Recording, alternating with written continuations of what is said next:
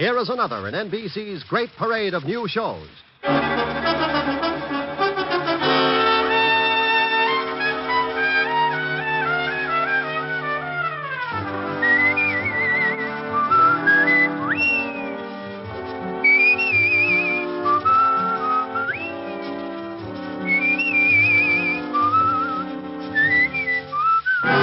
Now, Dick Powell as Richard Diamond, private detective.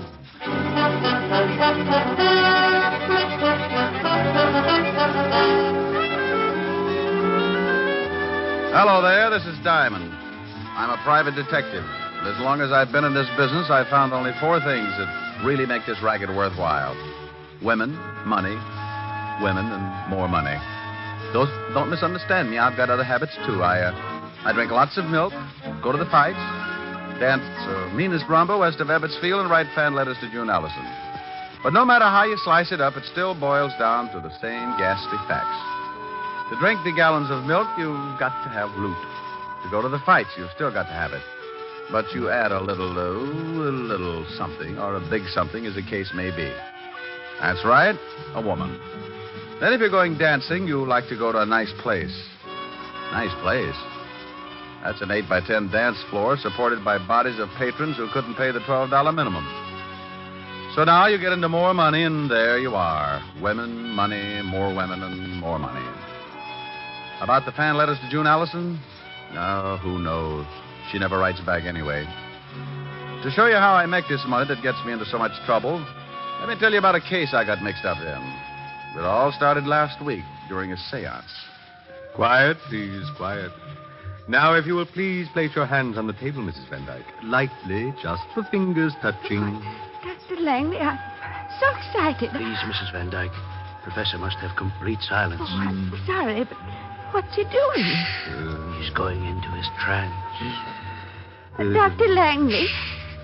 He's contacted the outer circle. I feel your presence. Who are you?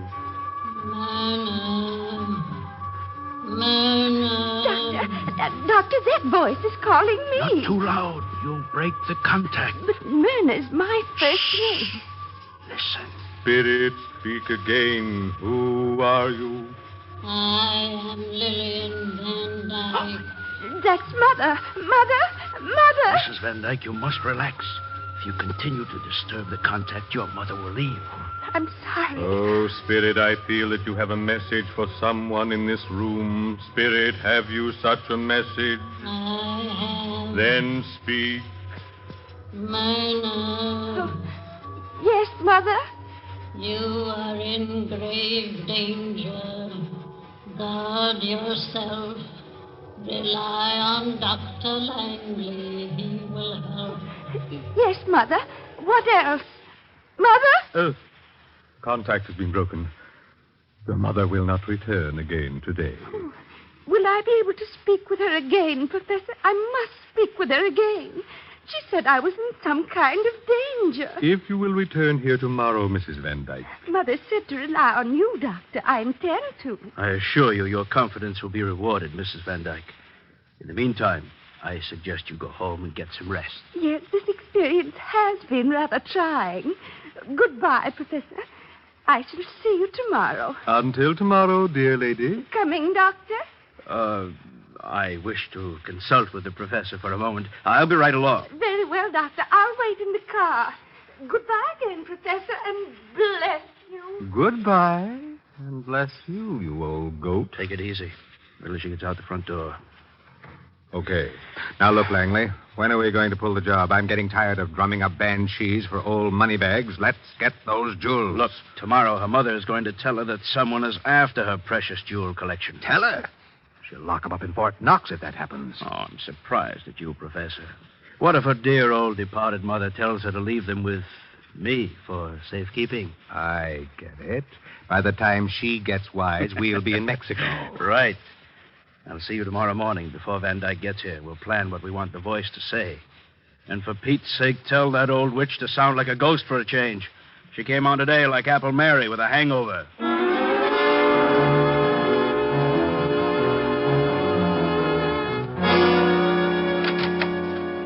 Mr. Diamond? That's right. Come on in, but watch the clothesline. Oh, you've been washing. Aren't these a little loud? You should stop around when I'm doing socks. My name is Van Dyke, Mr. Diamond. Nancy Van Dyke. Miss? Mm-hmm.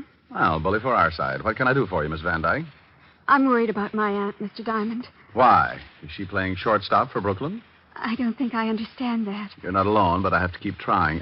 Why are you worried about your aunt, Miss Van Dyke? Well, lately she's been seeing a man who calls himself Dr. Langley. Uh-huh. Are you of the Long Island Van Dykes?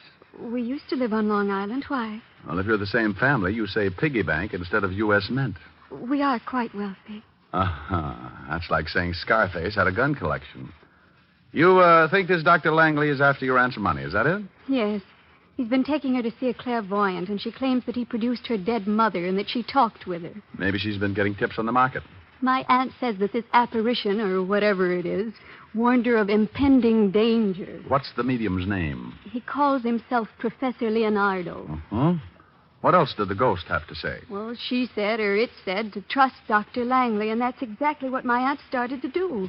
She even consults him on matters of business. He's completely sold her on this phony Professor Leonardo, and unless I miss my guess, he's got a wandering eye for her jewelry collection. She had it out, and she was showing it to him last evening. What do you want me to do? I want you to prove that this Dr. Langley and the professor are charlatans. Well, in my business, charlatan is a nice word. These guys are either legit or phony. So if you want me to find out, the fee is $100 a day in expenses. Well, I'll give you a retainer. Is $200 all right? Have you ever seen 200 that wasn't? What's your aunt's name and address? Mrs. Myrna Van Dyke, 326 Park Avenue. There's your 200, Mr. Diamond. Thank you. If you prove these men are phonies, please report it to my aunt. Then stop by my place, and I'll pay you the rest of your fee. 741 Madison Avenue. Miss Van Dyke, did you ever model bathing suits? No, Mr. Diamond. But I have a very nice one. I got it in the south of France last season. I'll show it to you sometime. I hope it won't be on a hanger. Goodbye, Miss Van Dyke.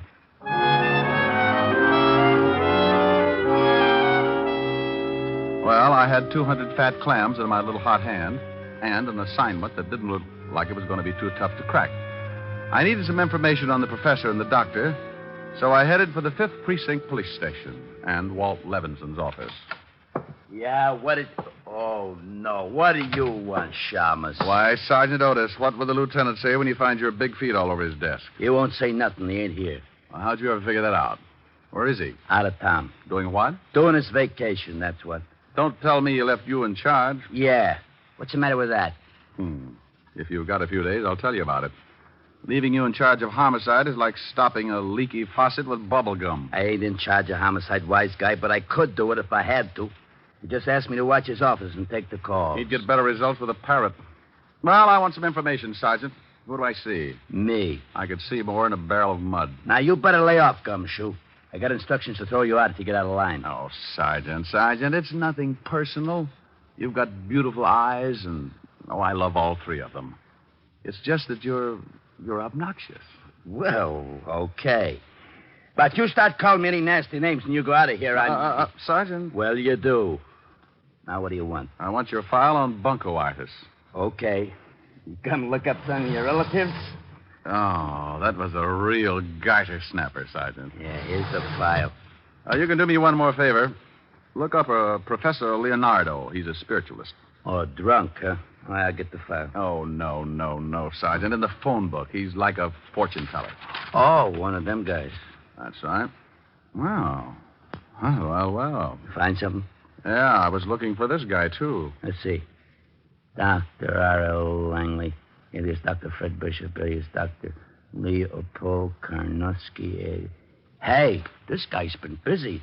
2 convictions. Bunco artist. According to this, the guy goes after old dames and gives them a good fleecing. You're positively brilliant, Sergeant.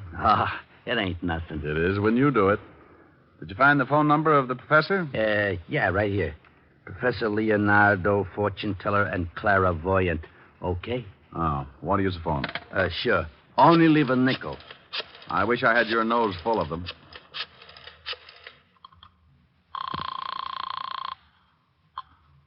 Professor Professor Leonardo's psychic sanctuary? My name's Appleknocker, Harold Appleknocker. I'd like to make an appointment with Professor Leonardo. Just what seems to be your problem? Well, you see, it's like this. I have a 1,000-acre hog ranch in Kentucky, and last week my brother Oni got lit up on juniper juice and fell in a waller. It was a pretty deep one, and he done drowned. I was wondering if you could fix it so I could talk with him. Who recommended you to us? Ain't nobody recommended nothing. I just looked it up in the phone book. Well, the professor is rather busy, and his time is expensive. I'm afraid... Oh, shuckins. I ain't worried about money or nothing. I make $40,000 a year just off in the hogs, not to mention the still I got going back on the hills. Still? Yeah, got it camouflaged. Only time a revenuer ever got suspicious was when he saw the moon on the door. It was backwards. The price is $50 a reading, and $100 if the professor is able to contact your brother. Fine. I'm going to be busy at the stockyards this afternoon, and I'd like to drop around this evening if I could. How would 8 o'clock be? Just dandy. Goodbye, then, Mr. Appleknocker. Bye, you all. Hey, what's going on? I'm going to have my fortune told, Sergeant. If you want to come along, you can put your shoes if you want to, and come along, John. Come you're along. nuts. Oh, you're just lonesome. Bye, y'all.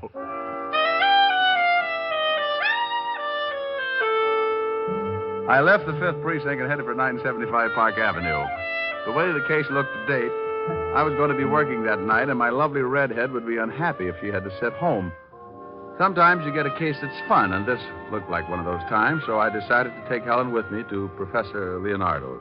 Rick, a fortune teller? Yeah, he brings the dead back, too. Want to go? If he doesn't dig up some of your old jokes. Oh, you are a vicious female. Just for that, old Harold Appleknocker is going to show up alone. Harold Appleknocker? Yep, raise hogs. You know, this little figure went to market. Rick, that tickle. Don't you and Sergeant Otis ever wear shoes? Oh, I like to run around in my bare feet. It's hot. That's only 90. What would you do on the Sahara? Don't answer that. What time will we do at this spook parlor? Oh, 8 o'clock. That's 2 hours. In the meantime, let's start a little seance of our own. First, you start by holding hands. Rick.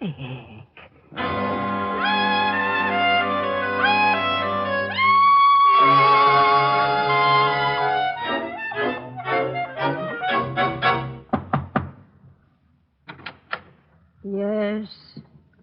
Oh, are you Mr. Appleknocker? Oh, yep, that's me, and this here's my girl, Lulabelle. Howdy. Yes. Well, won't you come in? Professor Leonardo isn't back yet, but if you'll just be seated in here, he should be in at any moment. Well, just look at this here room. What are all them figures all over the wall? Those are the signs of the zodiac. Hey, look at there, Harold. That's a goat. Well, so it is. Bless my little pointed head. Used to raise goats, too, along with the hogs. That's the professor now. Good evening, Professor. Good evening. Oh, this must be Mr. Applesucker. Appleknocker, Professor, and this here's my girl. Lulu Bell. Yep, that's right. Howdy. Yes. Well, Mr. Appleknocker, I understand you want me to contact your dear departed brother. Well, he wasn't so dear, but he sure done departed. Fell in a pig waller. Of course. Now, if you'll just take these chairs around this table. Where do you want him to go? No. I mean, sit in them. You right here, Mr. Appleknocker, and you right next to him, Lulabelle. Yes, Lulabelle. Howdy. Yes, howdy. I mean, if you please, turn off the light. Yes, Professor. Hey, Lulabelle. Yeah? This is fun, ain't it? Yeah. Now, I must have complete silence, please. Did you laugh, Miss, Lulabelle. Yes, Lulabelle. Howdy. Never mind. Now, silence, please. I'm going into a trance. I call to the world beyond. I wish to speak to the spirit of Oni Applehanger. Appleknocker. Correction, the name is Appleknocker. Lulabelle. Howdy. I feel your presence. Who are you, spirit? Speak. I'm only Appleknocker. Well, Oni, how the deuce are you? Please, you break the contact. Well, Well, ain't it okay if I ask him a few questions? It's not the usual procedure, but we seem to be establishing a precedent tonight. Go ahead. Hey, Oni, you remember Lulabelle, don't you? Yeah, howdy, little bell. I'm very happy to make your acquaintance again, Oni. Mr. Appleknocker, you must not laugh at the spirits. The apple hunker. Apple hunker? And Lulabelle. Yes, I know. Howdy. Now, wait just a moment. What's going on here? Turn on the lights. What's the matter? These two people are laughing. Oh, I'm sorry, Professor. But I think you've been taken for that well-known ride. You mean this is some kind of a practical joke? I don't know how practical it is, but it sure got a laugh. Professor, that accent. Yeah, they went out when poor Oni jumped up from the pig waller. Oh, I see. Well, look here, young man. I don't see the humor, and it's going to cost you just $100 for this laugh. Oh, it is, huh? Yes, or you're going to walk out of here on crutches. That's the funniest thing you said all night. What do you want, anyway? I just wanted to find out how phony you were. Now, you ought to be ashamed taking advantage of old ladies like Mrs. Van Dyke. Professor. Shut up. Who are you? The name's Diamond. Look me up sometime. I'm in the phone book under detectives. Come on, Helen. I've got to go see the old girl and wise her up to this louse.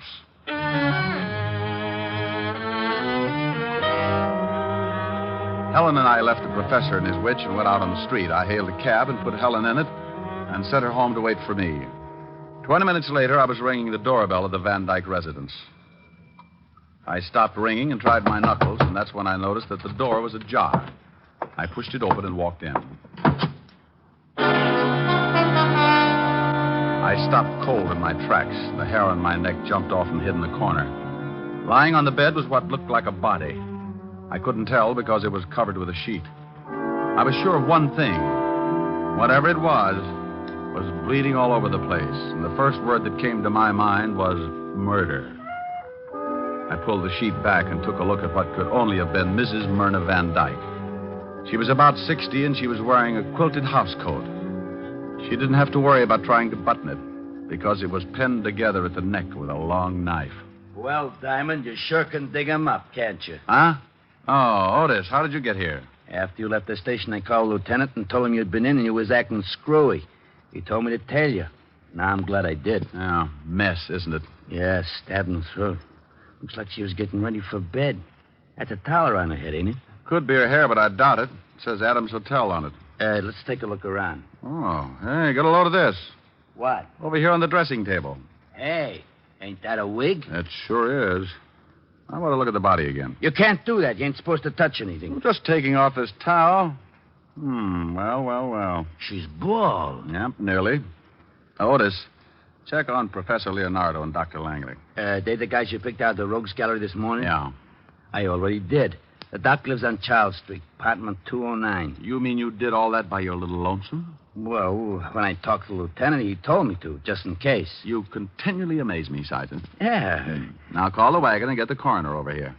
Then get some of the boys to pick up the phony professor. Where you going? Over to the good doctor's house. The body's been dead about an hour. That would make it between 7 and 8. Now, you see if the professor's got an alibi, and I'll check back here. Hey, I don't know whether I'll let you go or not. Sergeant. Yeah? Bye. I went out and grabbed another cab for Charles Street. It was dark out, and the heavy fog was rolling in and staking a claim on the city. By the time I reached the doctor's, it was thick enough to be sliced up and sold in large economy cartons. The doc didn't answer my knock, so I went in anyway. I stumbled into a little two-room joint that looked like a chick sales architectural achievement. The doctor was not home, and neither were his clothes and toothbrush, so I started casing. I tore the place apart and came up with a big fat zero, but that was before I looked in the wastepaper basket. Among the trash, I found a rental bill for a hangar and an airplane at the Flyaway Airport on Long Island. I grabbed the phone and called Sergeant Otis. Yeah? Otis, this is Diamond. Oh, the boys are here now. You were right about the time of death, around 7:30. What about the professor? We sent a car over to pick him up, but he skipped.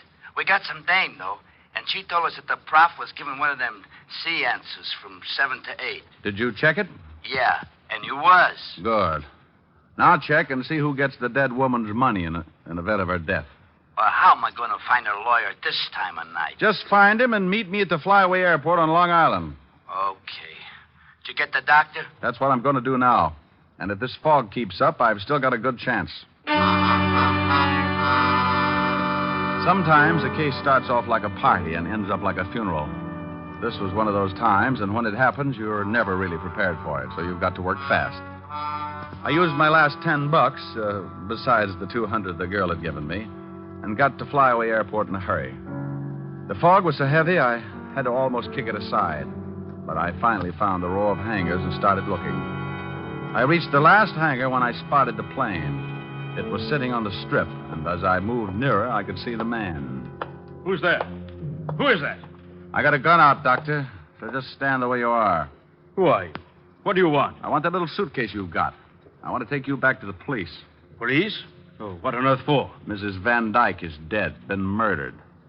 Oh. Oh, now, come on, stop there. Why, I know nothing about the killing. I swear I had nothing to do with it. What's in that suitcase? Why, just some clothes. Not the Van Dyke collection of jewels? Of course not. What would I want with them? Miss Nancy Van Dyke seemed to think you did. Oh, that's absurd. Here, you can look at the bag if you like, sir. Well, I'd like. Let's take a walk over here where we can see some light. If you insist. Where were you between 7 and 8 this evening, Doctor? Why, I was at home. Now, you're a two-time loser. If you're lying, they'll wash your mouth for 20 years. You know about my record, do you? Looked it up this afternoon. Well, I suppose I may as well tell you. I wasn't home until nearly 8. Where were you? Mrs. Van Dyke's apartment. I was supposed to put her jewels in the downstairs vault. What happened? She was dead when I got there. You sure she was dead? Yes. She was lying on the bed under a sheet. Pulled it back, saw she'd been stabbed in the throat. I left, packed, came out here. I knew I'd be accused, but I didn't do it. Hold it. Here's the light. Well, if the jewels are in this bag, you're going to be in a tough spot. You're welcome to look. Thanks loads. Oh! Whatever it was, it caught me across the back of the head, and I went down like a dead palm tree in a hurricane. It wasn't the doctor who had lowered the boom, but someone who had sneaked up in the fog and gotten around behind me. I wasn't knocked out, and I could still hear things, so I just lay there and listened. Oh, thank goodness you came along. He was going to take me to the police because someone had killed Mrs. Van Dyke and stolen her jewels. He thought I had them. What are you doing? No! No! No! I rolled over and looked at the doctor. He was very dead. I got up as fast as I could and started after the killer, but in that fog, it was like looking for a hangnail in a mine shaft. I went into one hangar after another, and I guess if you keep after it long enough, sometimes you get lucky. I went into the last hangar and stopped to listen. Okay, you, come on out. If I have to come in after you, it's going to be the hard way. Well, you're the boss. Now, why don't you stop it? You can't see me any better than I can see you, but I've got the door covered. Now, come on out. If I guess right, that's one big sergeant, and he's so stupid he's liable to shoot you. Diamond! Diamond, where are you? In here, Otis. Watch your step. We're playing cops and robbers. What do you mean? What are you talking about? Oh, stop. You all right, Otis? Yeah, but this cement's hard. Crawl over here. Okay. Hey, who's shooting? Well, one of two people. Just shot Dr. Langley back on the airstrip. Yeah? Why don't you blast him? I guess I'll have to. He doesn't want to come out. Otis, crawl over about 12 feet and make him shoot. Me? Yeah, I ought to get a good line on him. He's behind those oil drums, and I've got to stand up to do it. Oh, all right. Hey, Diamond, now? Yes, Otis, now. Okay, like I said, you're the boss. I've been hit. Come on, Otis. Good shooting. Glad you liked it. Well, how about you, Professor? I'm not happy. I got all three of them. He won't be around long. Why did you hit me, and why did you kill the doctor? I wanted the bag. I thought the jewels were in it. Aren't they? No, I opened it back here.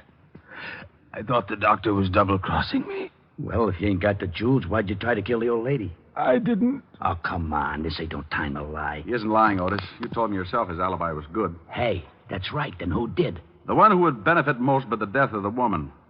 The one who had a perfect setup because two con artists could be blamed for it. Let's go. Yeah, what about this guy? How do you feel, Professor? Oh. Like I said, Otis, you keep. Come on, let's go.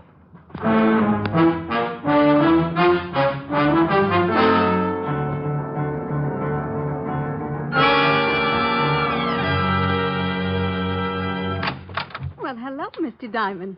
You come to see the bathing suit? I hope it comes in stripes. What? This is Sergeant Otis, homicide. Has someone been killed? Your aunt. Oh, no. Isn't that touching, Sergeant? Yeah. But that horrible doctor. We've got to arrest him. Why would he want to do it? Why, for the jewels, of course. Now, put your hat on. You must have known that the doctor was going to get the jewels tonight, so you killed your aunt, knowing he'd get there and wouldn't have an alibi. Why, you're insane. The trouble was, he got so scared he ran off without him.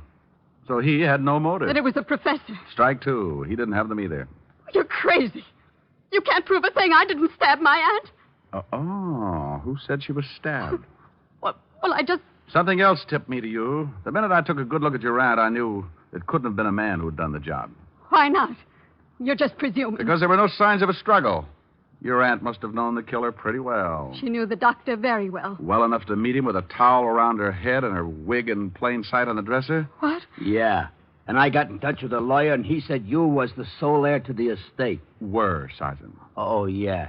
You were the sole heir, and I'm arresting you because I were there and saw the wig.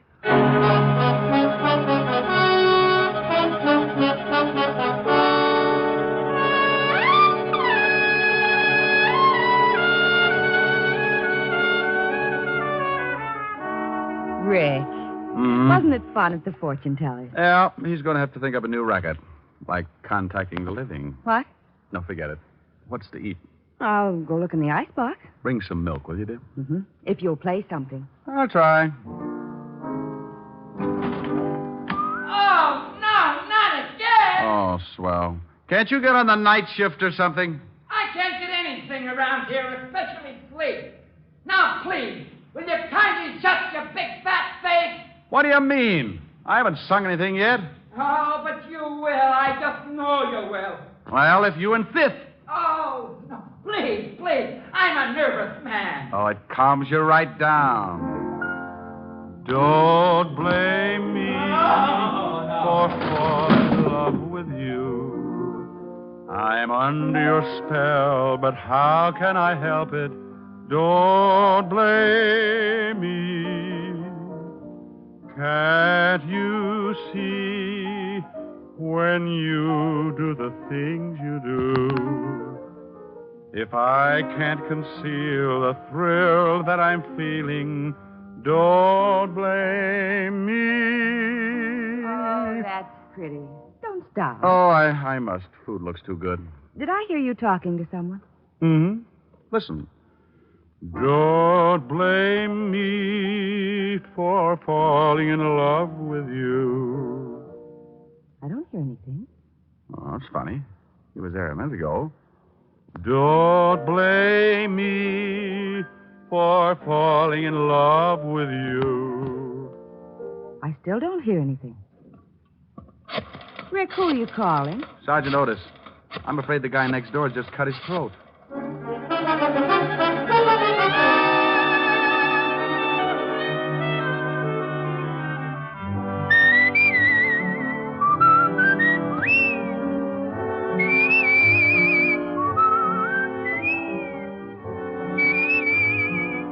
You have just heard Richard Diamond, Private Detective, starring Dick Powell. Helen was played by Virginia Gregg. Also in our cast were Wilms Herbert, Ted Osborne, Peggy Weber, and Jack Crucian.